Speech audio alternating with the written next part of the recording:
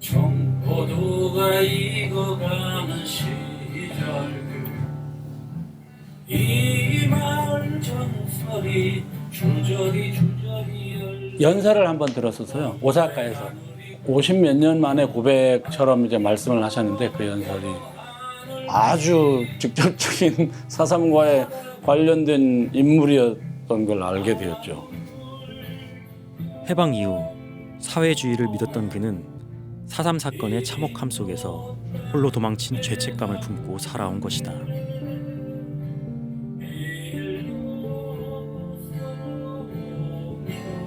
아이야 우리 식탁에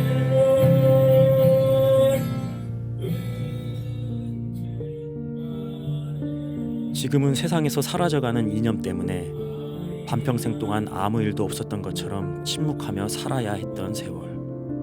그 고통과 상처는 오롯이 혼자만의 몫이었다.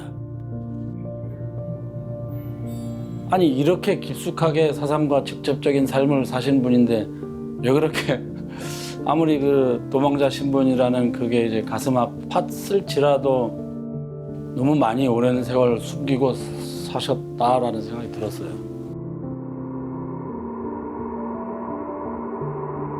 제주도에 깊은 상처를 남긴 4.3 사건. 살아남은 사람들은 기억을 깊은 곳에 묻어두고 살았다. 4.3은 더군다나 아주 오랜 동안 발설할 수 없는 일이었었잖아요. 그렇기 때문에 말하지 못했기 때문에야말로 그것은 선생님에게 있어서 어마어마한 안에서 그러니까 내적 에너지가 되었을 거라고 생각합니다. 심지어 사모님도 아주 오랫동안 모르셨다라고 말씀드렸었거든요.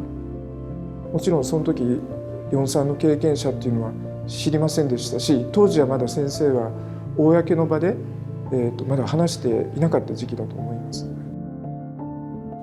先生が4.3の時にどういうことを目撃されたのか、で実際に、カンタルっていう島で4日間、いたことも含めてどうやって苦労して日本まで渡ってきたか、で日本に渡ってきてからの苦労とかもう初めて告白された本なんですけれども。 큰 파도가 너울거리는 관탈도 바다. 바위 그늘에 납작 엎드려 몸을 숨겼지만 추위에 떨리는 이가 멈추지 않았다. 나흘째 되던 밤 다가온 낡은 일본행 밀항선. 생선 창고에는 남녀가 꽉 차들어 있었다. 그 관탈을 거쳐가지고 이제 배 타고 갔다는 그 하나가 상상이 안 되는 가늠치가 없어요. 그러니까 그 루트 자체가.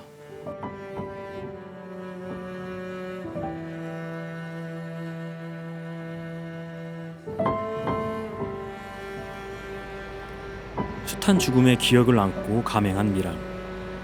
열악한 밀항선의 창고에서 죽음의 문턱을 헤매던 18살의 김시종은 기차 소리에 정신을 차렸다.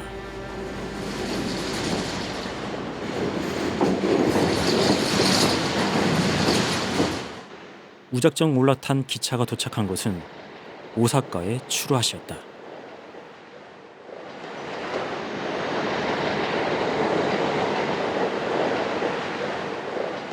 이게 속가이도로니까 저 여기에 내려서 노면전차, 여기가 노면전차 있었던 데인데, 그러니까 터벅터벅 걸어서 왼쪽으로 속가이도로를 왼쪽으로 꺾어서 골목에 들어갔다. 그렇게 했으니까. 밀항에서 와가지고 제일 처음 내린 데인 거지. 거기서 이제 도착 타서 여기 도착한 다음에 여기서부터 걸어가지고 어디로 가야 될지 모르고 그냥 뭐. 근데 뭐 친척네 집에 찾아가지고 갔잖아. 그렇지. 근데 그 주소를 잊어버렸잖아.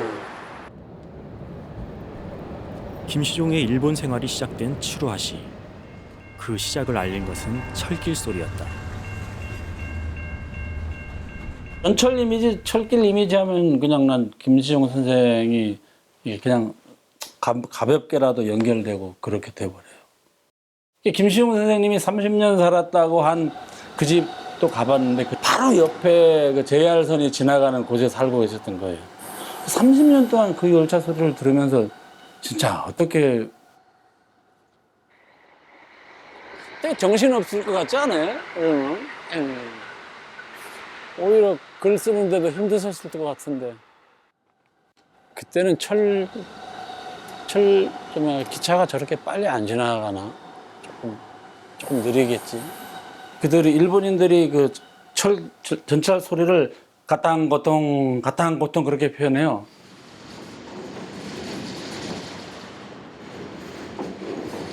우리말로 이제 했을 때는 이제 가탕고통이 고통이라는 글자로 들리니까 화물차.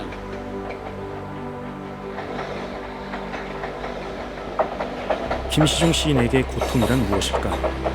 발자취를 더듬어 볼수록 더욱더 늘어나는 의문들. 김시종 선생님은 그런 표현을 썼는데요. 내 기억은 밤송이처럼 응어리져 있다라고 말씀하셨죠.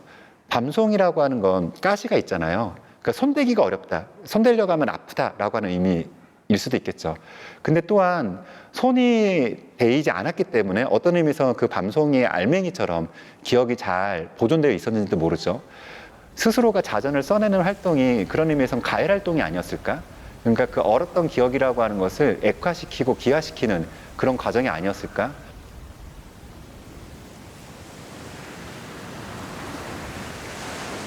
글 속에 숨겨진 작가의 기억들.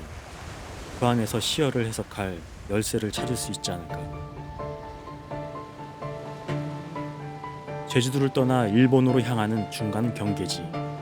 관탈도는 시인에게 잊을 수 없는 기억이다.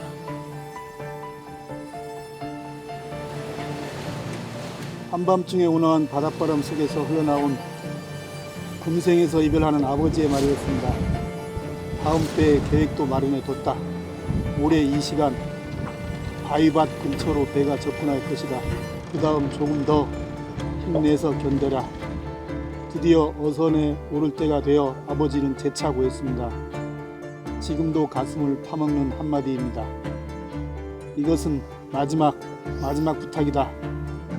설령 죽더라도 내 눈이 닿는 곳에서는 죽지 마라. 어머니도 같은 생각이다. 그렇게 말하고 고개를 돌렸습니다. 내가 본 아버지의 마지막 모습입니다.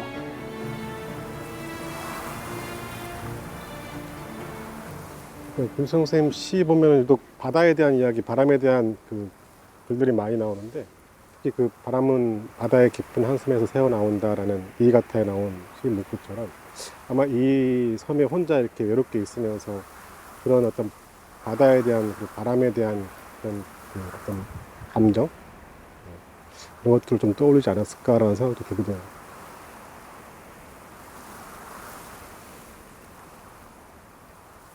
이가타의 내용이 2부가 넘어가면서 이게 다 4.3 이야기인 거예요. 제주의 이야기, 4.3의 이야기. 시인은 이제 4.3에 대해서 직접적으로 쓰지 않았다라고 하시는데 고도의 어떤 그런 문학적인 상징으로 들어가 있다고 볼 수가 있죠. 봄은 4.3의 그런 계절이잖아요. 제주 4.3이 시작된 계절.